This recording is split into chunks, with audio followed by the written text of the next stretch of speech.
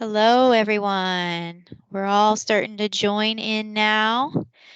We want to welcome you to our December family webinar. This is our third or fourth one in the series. And tonight's topic is on vaping. And we're joined today by Tiffany Eustace, and she's from the Virginia Tobacco Control Program, and she's going to be doing a presentation with you all here shortly. She does have some limited time with us tonight, so we're going to do some quick introductions, and she's going to do her presentation, and then she'll leave a little bit of time to answer some questions. But if there are any questions that you have that she's not able to answer, we will take those questions and we will make sure that we get answers for you and reach out and help give you information in case you weren't able to ask your question. Just be aware that this is a webinar, so you can do reactions, you can do questions in the Q&A, and please feel free to share things in the chat with any questions that you have about what we're talking about, and we'll be monitoring that throughout the presentation. So I'm just going to let everybody just quickly introduce themselves. I'll start with Donna. Go ahead, Donna. Hi, my name is Donna Guzman. I am currently a student services supervisor for the county. And prior to that, I was an administrator, a principal at Marshall Middle School, an assistant principal at Fauquier High School, and I taught an instructional coach for about 15 years. So thanks for having me tonight. Thanks for joining us. We have Carol. Oops. Hi, everybody. My name is Carol Zuhars. I am one of the interpreters for Fauquier County Public Schools. I have a teen daughter and another one who just entered the tween years with all the ups and downs that entails. So I'm excited to be here tonight and get some information about vaping. So, hola a todos, me llamo Carol Zuhar, soy intérprete para las escuelas públicas del condado de Fauquier. Estoy aquí para ayudarlos a quien tenga necesidades lingüísticas. Háganmelo saber a través del chat o levanten su mano virtual, ¿ok? Muchas gracias. Okay, and Renee? I'm Renee Norton. I'm the Executive Director of the Mental Health Association here in Fauquier County. We serve Fauquier and Rappahannock counties. Before being the Executive Director there, I spent 21 years in schools as a school counselor. And I have two daughters who are now 21 and 23. And so excited to learn more about what Tiffany's going to share. Thank you. Thank you. Tina?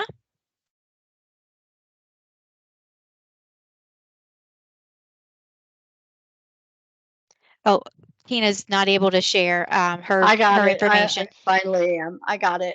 Sorry. I'm Tina Ferentz. I'm the Ed Tech Leader for Fauquier County Public Schools.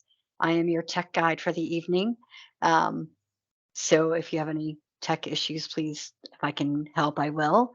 And I know Carol will be available for translation if we need that, and we'll move her over to that. Yes, please let us know if you need translation. I think, Carol, you shared that in Spanish, that they can put it in the chat. Okay. And I'll say my introduction, and then I'm going to let Tiffany take it over from there and give her information and start our presentation. My name is Christy Yonke. I am with Family Engagement for the division, and here to help you navigate any questions and things that you have concerns with. We want to keep up these family webinars, and we're excited that Tiffany's here to share this information. So thank you so much, Tiffany. We'll let you take it away.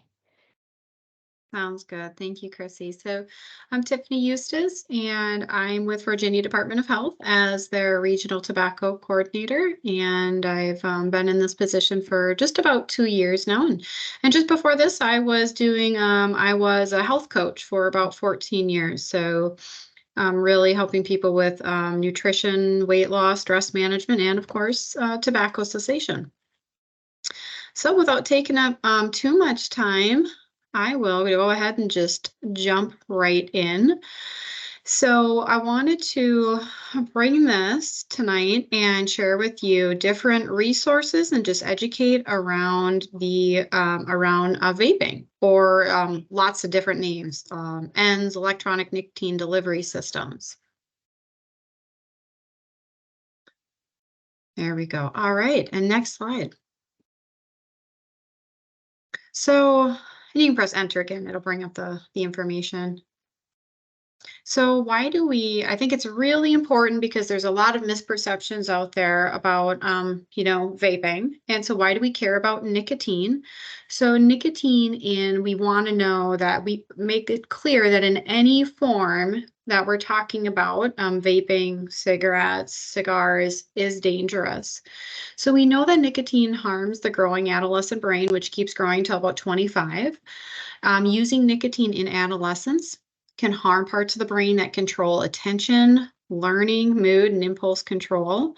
And using nicotine in adolescence may also increase risk for future addiction to other drugs. And then I do like to share just we know just a true story. So we know that there is that she shared with us, a 17-year-old that was she that throughout her to get throughout her day, she vaped. She rewarded herself 1 minute of relief doing this throughout school.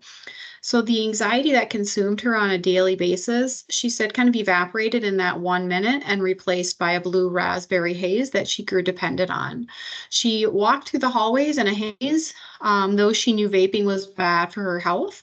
And 4 years into inhaling vape juice, she's now living with the consequences. She can't run for more than 10 seconds without having trouble breathing. There's a feeling in her lungs, she says, that's an intense squeezing sensation after she vapes. She gets migraines, her throat is always dry, she's lost weight, and she suffers from insomnia and a loss of appetite. And those feelings of anxiety and depression come back after the 60 seconds are up. So what happens is she'll take another hit of her vape. Next slide, please.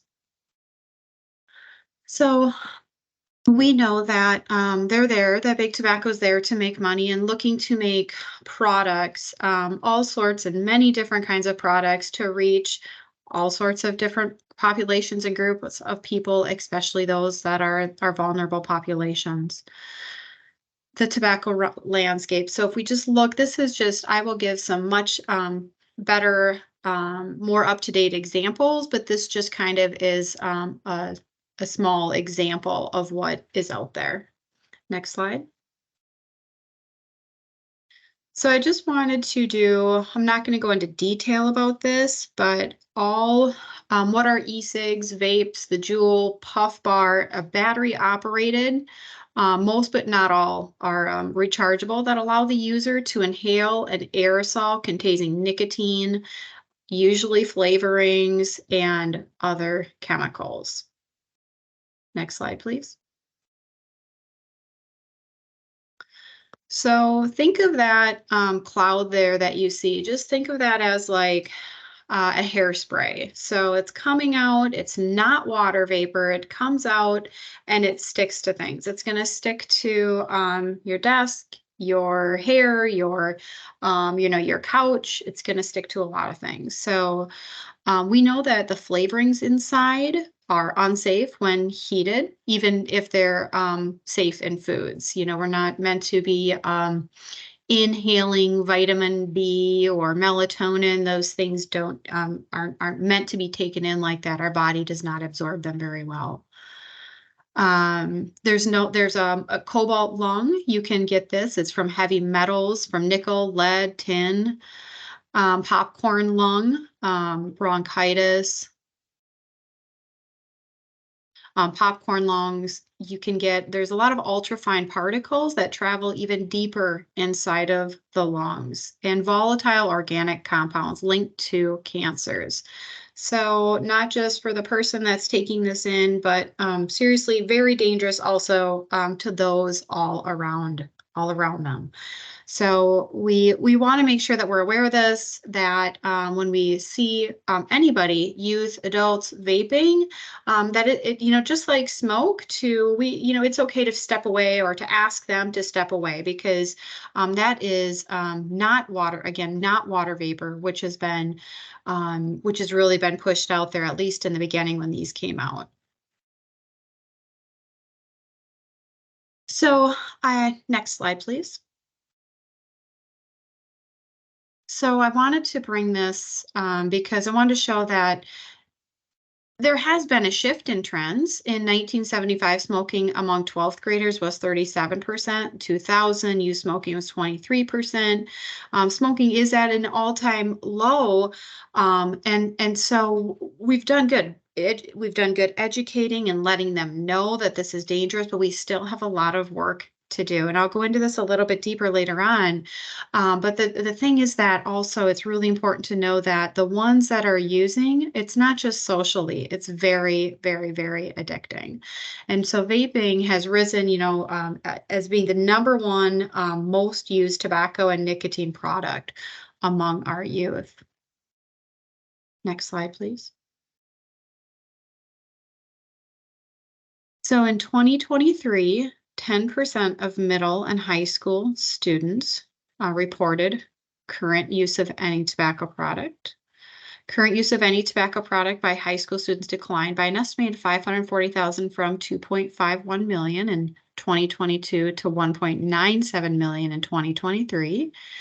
And from 22 to 23, current e-cigarette use among high school students declined from 14.1 to 10%, according to the National Youth Tobacco Survey.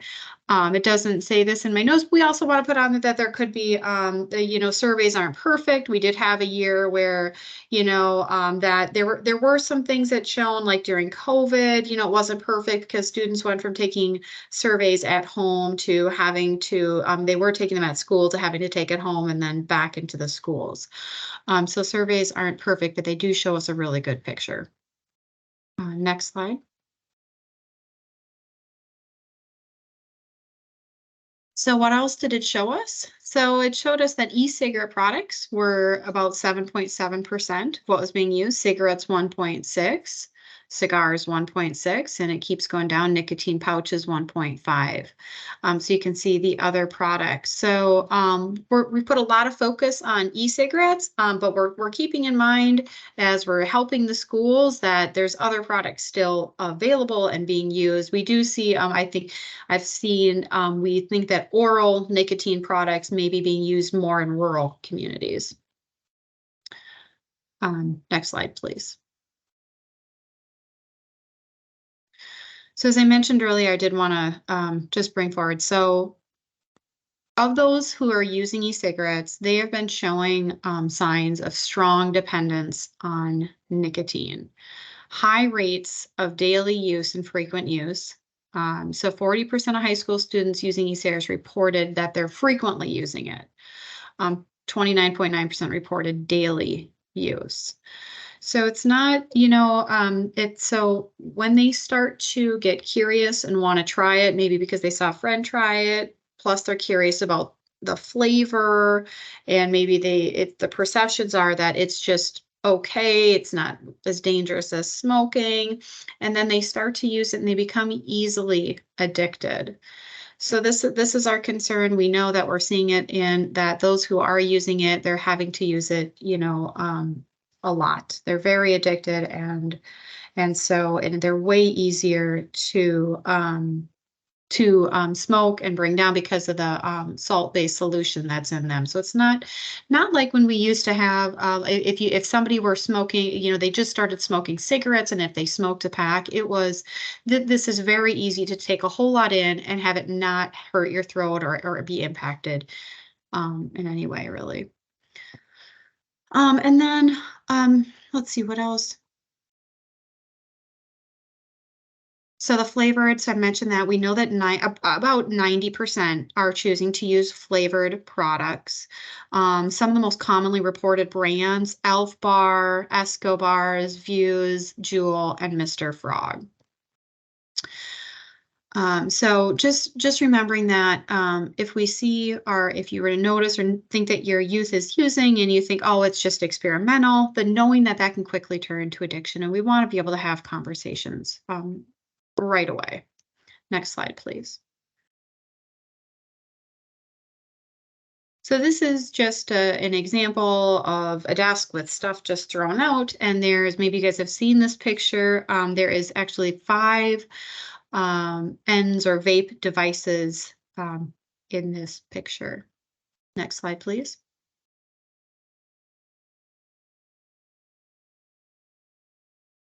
So there they are. There they're pulled out. And, you know, when I first saw this picture, I definitely was not able to. If this was my kid's desk, I would not have been able to pick them out. Maybe the round ones, but certainly not the pen. So there are some really really well hidden devices out there that can just look like everyday products. Next slide, please. So didn't want to forget that, you know, there are lots of different kind of options for people, smartphones of vaping. So in 2021, the FDA had a deadline to approve the application sent. So it's just to give you guys an example, the deadline to approve applications sent by e-cigarette manufacturers to keep their products on the US market. Over 500 vape companies filed applications for 6.5 million different vaping products. And some smaller institutions have already been tossed from the US market. So they're up against a lot, and they're having to review a lot. And so that would be really, really challenging to have so many companies coming in and trying to get all their different vaping products approved. Next slide, please. So these are just some of the emerging products that we see out there. So as you can see, a lot, you know, really very colorful. Some of them look like, almost to me, resemble Apple products. They look fun, they look tasty, they look hip, they look everything for youth. So I think some of these on here, sorry, go back one more. I want to just point, those are some of these are the latest disposables. So that's okay. You can stay on the emerging products with the OCB.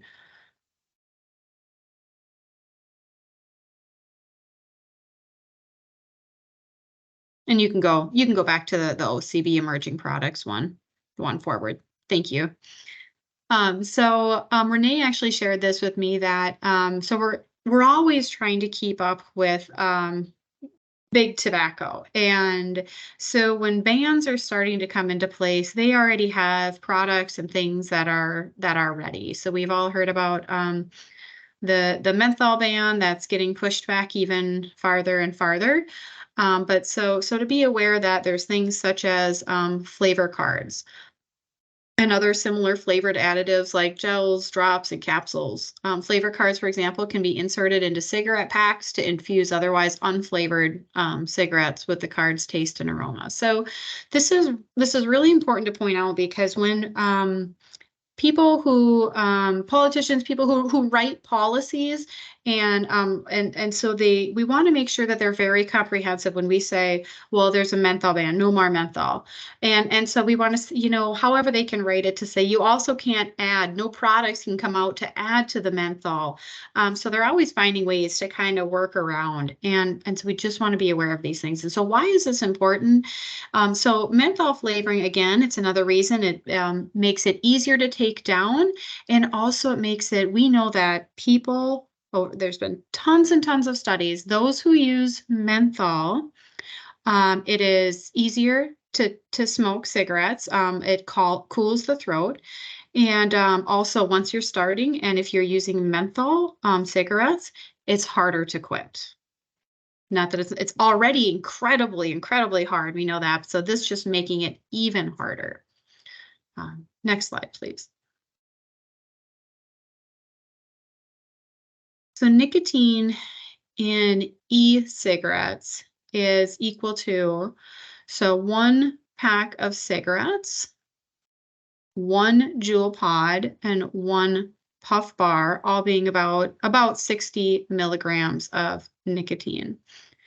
When I was a health coach for 14 years, if somebody was smoking a pack of cigarettes or 2 packs of cigarettes, I knew that they were heavily addicted, and a good part of their day was used finding time to smoke cigarettes. And it wasn't something that occurred overnight. Something that, this behavior and this addiction took time, took a little while. Well, I think that's very different with what we're seeing with vaping, that the addiction is happening much sooner.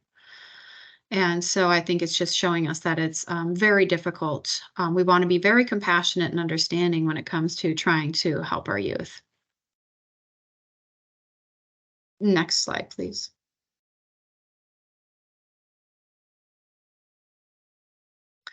So oral nicotine pouches. So VCU has done some research that the nicotine delivery for the on 8 milligram pouches in particular looks like what we see with cigarettes after about 10 puffs.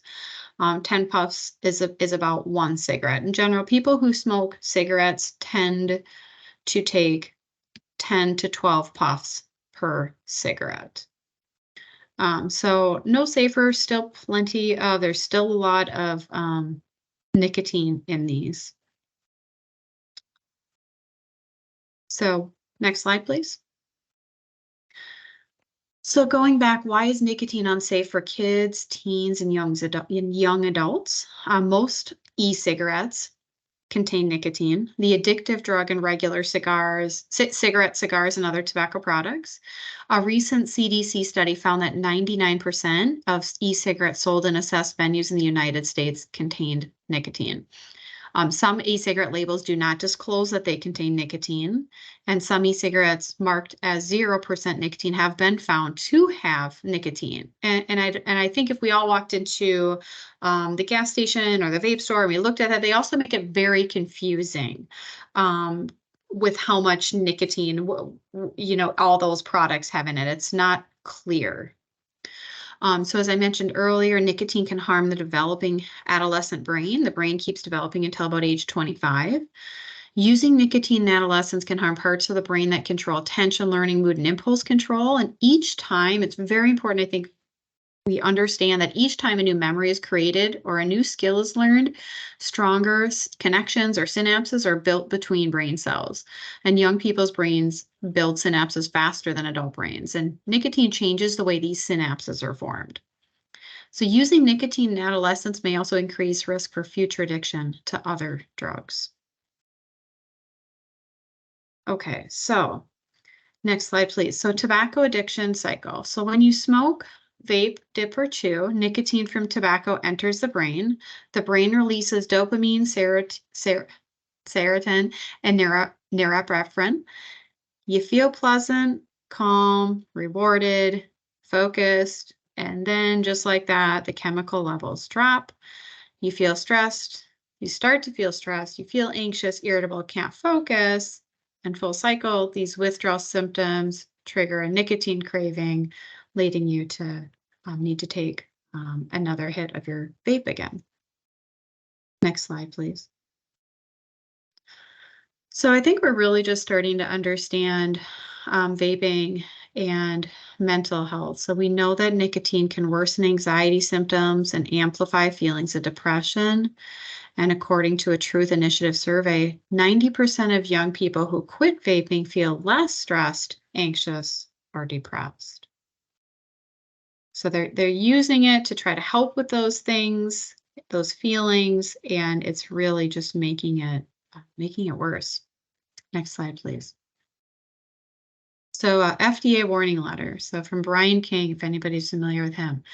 As we continue into the school year, it's critical that parents, teachers, and other adults are aware of illegal e-cigarettes deceptively packaged to look like everyday items, said Brian King, from the director of FDA Center for Tobacco Products. These types of products can be easily concealed and contain nicotine, which is highly addictive and can harm the developing adolescent brain. Next slide, please. So I said earlier, I thought that was kind of an old school showing you what they came up with. This is something more new. I would say like in the last, so I was just on a webinar earlier today. They were just talking about quite a few of these. And within like the last 6 months, they're seeing these on the market and seeing youth use them. So you can see how closely you can't even tell a difference between an e-cigarette and a drink container. They're identical. Next slide, please. And again, just just more pictures to show you of what there is on the market, more toys. So who are they targeting? Who are they trying to? I mean, it is pretty clear here. I don't want to go out and have a toy phone or a toy robot. So just being aware of these products is incredibly important. Next slide, please. So I don't want to forget to bring up, so lots of toy products, the drink products, they look fun, they look like Apple products. And then there's there's wellness vapes. And I like to bring this forward because I have a friend of mine, and I've spoken with her young daughter, and I talked to her about vaping, and I said, do you see it in school? Make sure that, we're not using it. If you do, you need to let your mom and dad know. And then a couple months ago, I heard that she was vaping, and I said, well, what happened? What made you start? She was, well, it wasn't vapes. It was a wellness vape.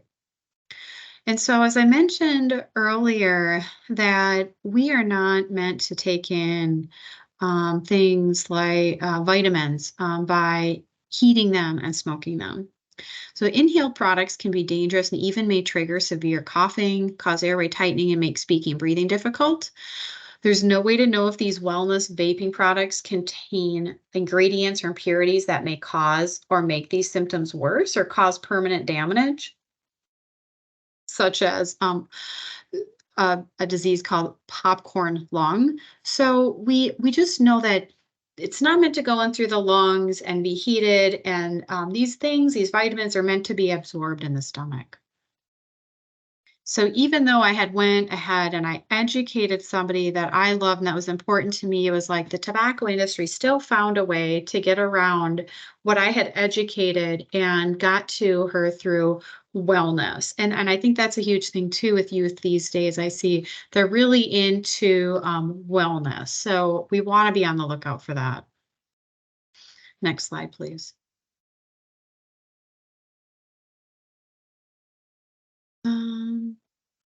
Should say policies.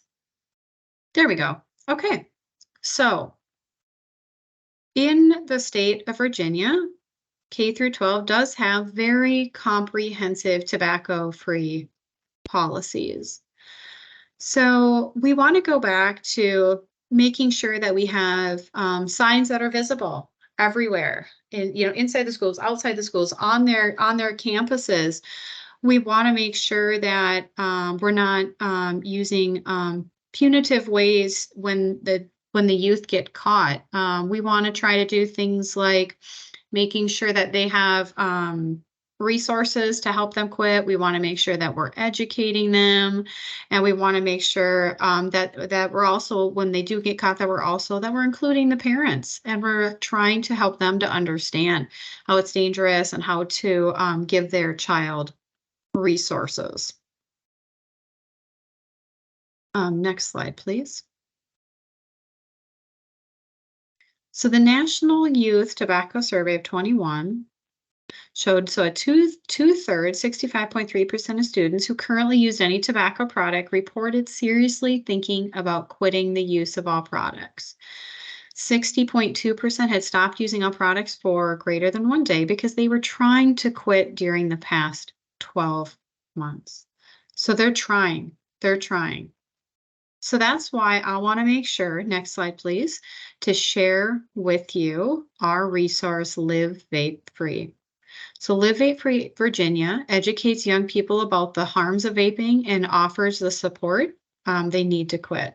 So teens can text to start support, or they can go online to either livevapefreeva.org, or they can text to 873-373.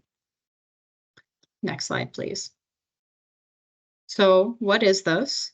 So the Live Vape Free Virginia program helps them understand why, their own personal reason for quitting. Teaching them about better academics, teaching them about how it's going to be better for their lungs, better athletics, and teaching them about stop wasting money. So helping them find their why, teaching them and figuring out what's going to help motivate them, what's important to them. Next slide, please. So it also has an online program for adults, and it's all about how to start the conversation, because that can be a really hard one. We just had a nurse that was working with one of my coworkers in Central Virginia, and she said she couldn't believe it. Her teen, was using, and you know what? She used the livevapefreeva.org, went on there to just read about how she could talk to her youth, and she said it was a completely different conversation. So it is really important. Even me myself, I think I know how to do that. I know how to talk to my young kids about this. But I think in the heat of the moment, when we find that, we want to back ourselves with research, with knowing what to say to them, so that we don't make the situation worse. Next slide, please. So I didn't want to leave you with just one resource. That's through the state of Virginia, but also the CDC has tons of research and articles for educators and parents.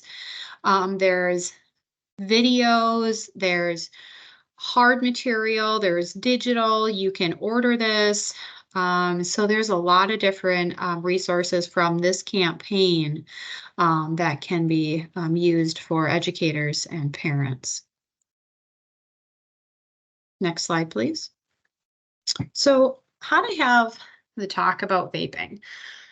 So before knowing the facts, getting comfortable with the key dangers and potential motivations for kids to vape, showing empathy, using an open and calm approach, and finding the right time and place. Pick a calm moment that is distraction-free and non-confrontational way. During, so if you find out during, express your concern about their health and safety, realizing you're both on the same side. This is an open conversation, not a lecture. Observe and just actively listen. Share the facts. Talk to a young person about the dangers and concerns without exaggerating, just the facts. They want to know the truth. Be open and honest. Be ready to hear that your child may have vaped, and be a role model. Be honest if you have or currently use tobacco or nicotine. You can talk about the difficulty to quit. Excuse me. And after, thank them for listening, their honesty, and for continuing to make the right decisions. Help manage your child's stress and peer pressure, as these can be motivators to vape, and keep the conversation going and leave the lines of community open. This isn't a one-time conversation. There will be new curiosities, nicotine products, and research. I think that right there is so important that we just keep the conversation going. This is something that we just need to do now. Kids are seeing it in the bathroom every day and having to say no to their friends every day. So on our end, it's really important that we're talking to them on a regular basis. How are you doing? Talking to them about this, checking in. And I'm sorry, I should have said, so before, and then if you hit it again, and I will be sharing this, and one more time. I will be sharing this PowerPoint as well. Okay. Next slide, please.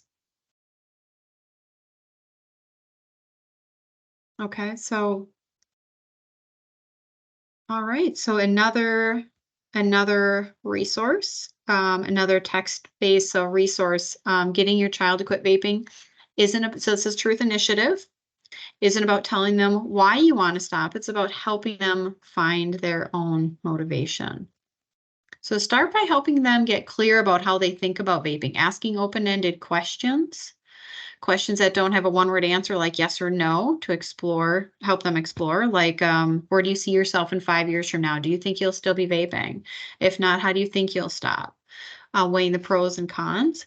Help your child explore both sides. Start with what they like about vaping at first. It might be tempting to only focus on the negative, but it's actually important to understand why they're vaping in the first place. What do they get out of it? What does it feel like? Does it help them interact with their friends more comfortably? Help them manage stress or anxiety? Once we're clear on the side of things, ask what things about vaping are not so great. Next slide, please. So this is quitting by texting ditch vape to 88709, another great resource. All right, next slide. So I really thought this was important to put on here. So if you're not familiar, right now, Virginia is one out of 8 states that doesn't have what's called a tobacco retail license.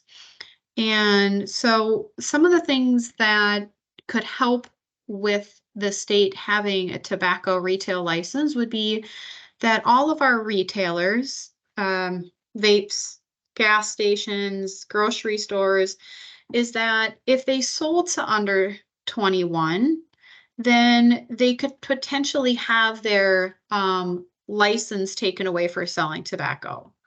And that would be a really big deal. Right now, it's more like you have to pay a fee, maybe $100, $200. So there's not a whole lot of incentive. So we want to protect our youth. And one of the best ways that we can do that is by having a tobacco retail license. I think it's pretty clear how important it is when we're one of the few states that does not have this. So what we can do, what can we do right now? Well, right now is we can report a retailer violation. So if you know that youth are going into XYZ gas station or vape shop or whatever, and they're under 21 and they're buying tobacco, you can report that. Next slide, please. Thank you. So this is it. So our different programs, so Quit Now Virginia, that's for 13 and older, but 18 and older get nicotine replacement therapy. I mostly focused on Live Vape Free tonight for the purposes of what we're talking about. We did have now I know they kind of overlap. There's some gray area. Quit Now Virginia is it's calling and online, and they can use that too. We just developed Live Vape Free to be more focused on vaping, and also it's strictly text-based support. And we are seeing more youth come in and use that type of support. But that is all that I have to go over today. I wanted to leave some time for questions. And yes, thank you so much for letting me be here and present. Thank you, Tiffany. That was very powerful. Lots of great information there. So now is the time, everybody, to use your chat or your Q&A. If you have any questions for Tiffany before she needs to head off, we'll give you a couple minutes. And then if you have questions for our division folks, like our student services, Donna Guzman can help us there, and Renee Norton can help us with Fauquier Mental Health. They're also available to answer any questions.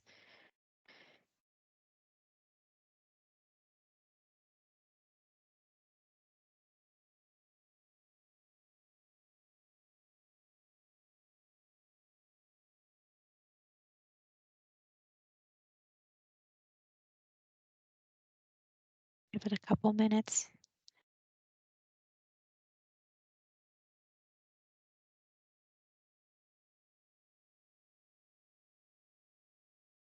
While we're waiting, can I just add on to like some of the other, you gave a lot of great pictures of different things, and just, having come out of the middle schools, you can find vapes in all kinds of things. Like she was saying, I've seen them in like markers and parts of hairbrushes, and even now the clothing. They make a lot of clothing where it makes it very easy to hide the vapes, like in the strings, so kids can quickly like use it and you might not even see it.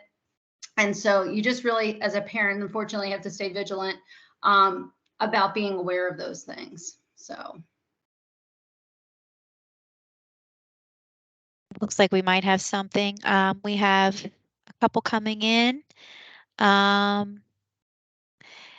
It says, from a parent, what are some signs I may be able to recognize indicating that my child has been vaping? So from the research I've read, irritability, anxiousn's, I would say I've heard, having to step away a lot. And other people, please feel free to chime in. I've difficulty sleeping. I've read they usually have a decrease in appetite, are just some of the more common ones that I would say I've seen when you're looking for signs that youth is vaping. We also have another question. Jessica said, I may have missed it in the beginning, but are we finding a large amount of vape pens in the middle and high schools recently? It has become a very common problem, and where maybe in the past, I want to say like cigarette smoke might be a little bit easier to find or see, because like all that smoke and it really smells. But with these vapes, because they're so fruity, they just disappear so easily. But we have definitely seen more middle and high school students using. And unfortunately, there's also been incidents even in the elementary schools of students having them. It's also really interesting for me, if you are like walking around your house and smell like berry or mango, just at strange times, and you know that you haven't put that in the Glade plugin, it's coming from somewhere else.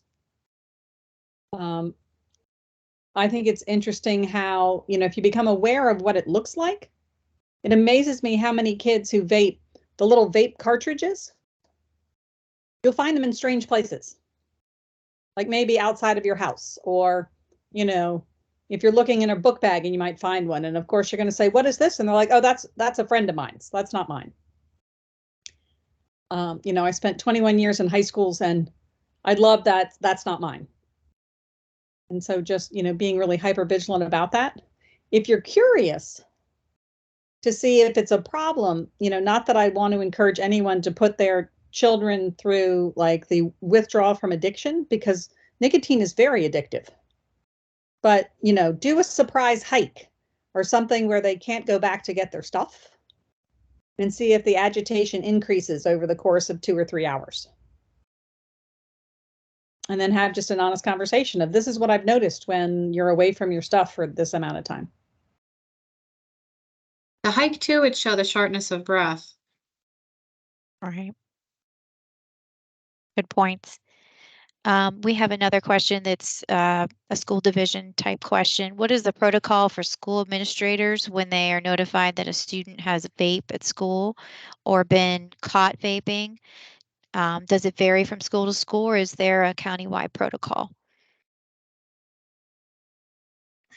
Anytime an administrator is notified that a student might have had a vape or had been seen vaping, or anything that would break a school rule, that is standard across the division. And so administrators would then just need to investigate what is going on. We usually start by, getting the information from whoever is giving it to us. We'll talk to the student. We'll ask them about it. And then if confirmed, of course, parents are contacted. We try to get counseling services in place. We might use some of the resources that were suggested here tonight. If sometimes parents will come to us too and say like they're having this problem, or it's a repetitive problem. So we do try to get the students help, because it's not, all about just the discipline, but it's that support and helping them.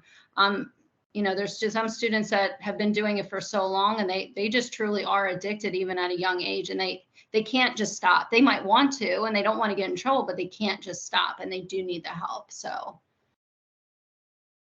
does that answer both parts? And then they did say, so what is the repercussion? Okay, yes, they're good. Thank you. Any other questions for Tiffany about the presentation?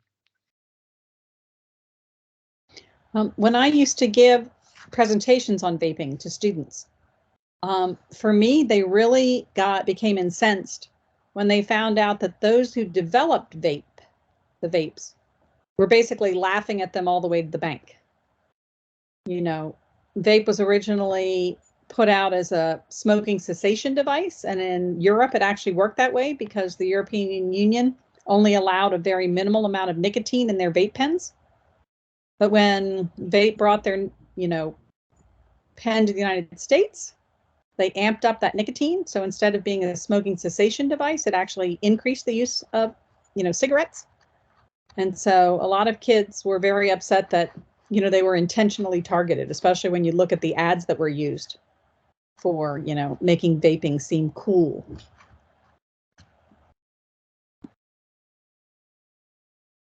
Okay. One more chance to ask any questions of anyone in our group.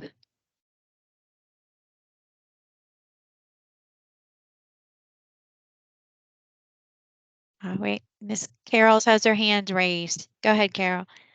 Yes, this might be a question that Tiffany can help answer, and I received from one of our EL's parents. He was wondering specifically, where do students get marijuana-laced products? Where can they get their hands on those? So I can't really speak to marijuana as I study and my role is strictly under tobacco, although I'm sure at some point that will change as they're, really interlapping. It's not just at one time we smoked cigarettes, it was just cigarettes. Well, now you can put a whole lot of different things into vapes. And so realizing that, I know I just had to go to a seminar with a VCU researcher, and she said they're finding so much more than nicotine in these vaping devices. So where are they getting them from? What I believe the research says friends, and sometimes I've even heard family. They can take it from family. They see family using it. So it's really important to, I just want to say, make sure that we're aware that the more kids see things, vaping, marijuana use, shooting on TV, bad violence, it becomes the norm. It becomes this normal, and it's not normal, and it shouldn't be used like that. And so right now, they a long time ago they said, when cigarettes first came out, the tobacco company worked with doctors and providers and said, well, it's good for them. It'll help with our asthma. It'll help with COPD. So, coming in and saying this would be like a medication. And so, well, now we, however many, 30, 40, 50 years later, we clearly know that cigarettes are the worst of all. And so now we just look at marijuana, cannabis. What are they doing? So they're using the same playbook and saying, help with back pain, help with anxiety, help with depression, and very scary. And so, and again, and cannabis, marijuana too, using the same playbook with, we see, I told you just about vaping and all those products that showed you the kid looking devices and juices. Well, and then we can look at cannabis and marijuana and see gummies and candy flavored stuff as well. So doing a lot of the same things and making it seem normal and okay. Thank you. Can I just also add, it's important too to talk to your kids about your friend is vaping, and so you just go ahead and you try your friend's vape, and again, you have no idea what's in that, and things are being laced with all kinds of different drugs at this point. And so I think that's a really important conversation too to have with your kids. You could, probably Google it or look it up, but there are incidents where this stuff has happened, and it's pretty dangerous and scary. I would say to our families out there that are listening and watching this recording, I think this would be a great webinar to sit down and talk through with your families and your kids to show them all the things that are out there. I mean, I know it was eye-opening for me as a parent, just seeing all those different vapes. I didn't realize how many different kinds, and the fact that they have wellness ones. I didn't realize that. I'm sorry to interrupt you, Renee. Oh, no, you were going first. I think it's also really important to pay attention to the mail. It's amazing what people are mailing these days. So if all of a sudden your child becomes obsessed with whether or not the mail's been delivered, pay attention. Or whether your kid says, oh, my friend Johnny wants to mail the present he wants to get his dad for his birthday to our house. Be careful of that. That actually happened in my own house. All of a sudden, and thank goodness the package was slightly destroyed, because it turned out it was, instead of a present for his father, it was 6 vape pens. Wow. And so, even though we want to trust our children and give them their privacy, pay attention. Every once in a while, go in and clean their rooms with them. Offer to help them clean their rooms and see what kind of reaction you get. And I didn't mention it, but I think it's important that they're saying, start talking to your kids. And this is hard. This is hard for me to say because I have a 6 and a 9-year-old, but they say we start talking to our kids in elementary level. So that's important, because by the time they get to middle school, they've probably already been exposed, seen it. And I think, Tiffany, the point you brought up about watching, kids look at adults around them. And so, if you're concerned about your kid vaping, do you vape? If you vape, do you keep track of your vape pen and how many cartridges you have? That is one thing when we talk to parents about alcohol. It's like, how many people have that extra fridge in their garage that has the extra beer? Do you know how many beers are in that fridge? You need to know, because you need to know if they start disappearing. Just like if you do vape, we aren't judging you for vaping, but make sure you know where your cartridges are. I've talked to young people who started by just, taking a few drags off their mother's vape pen out of her purse when she wasn't looking. And it's a concern. I know a young woman who, when she was very young, had a seizure condition and she outgrew it. Well, she was vaping nicotine, thinking that it was not a problem, and the cartridge actually exploded.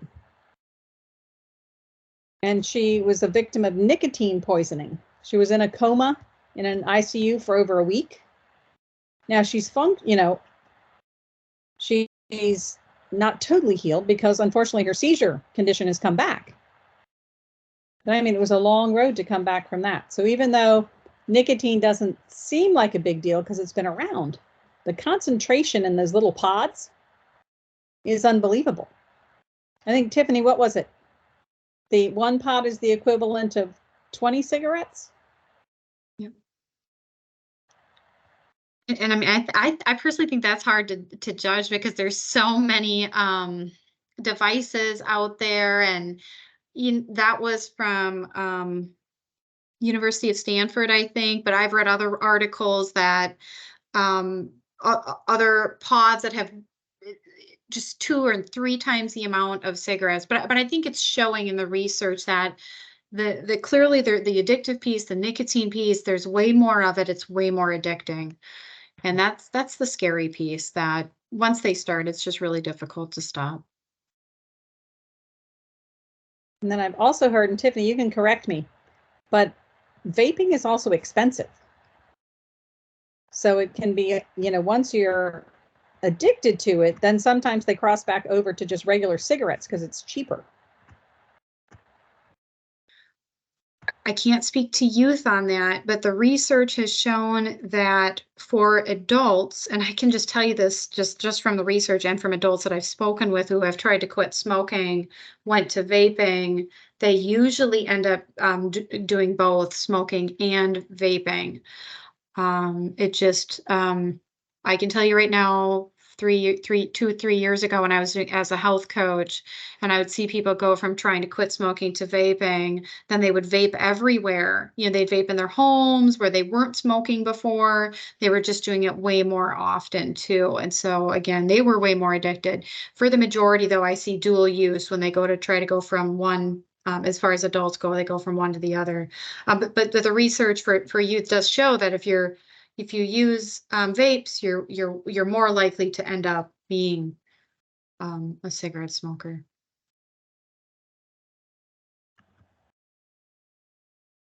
Okay, any last questions, and then we'll be closing out the webinar. Well, we want to thank everybody for coming out tonight. Thank you, Tiffany, for taking some time to talk with us. That was really great information that we can share to all our families.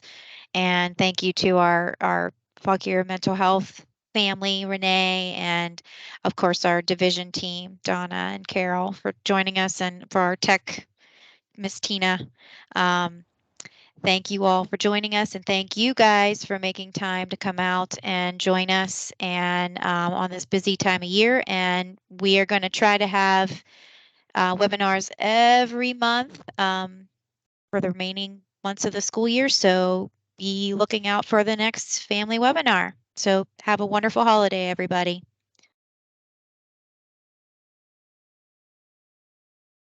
And a recording will be shared of this presentation as well.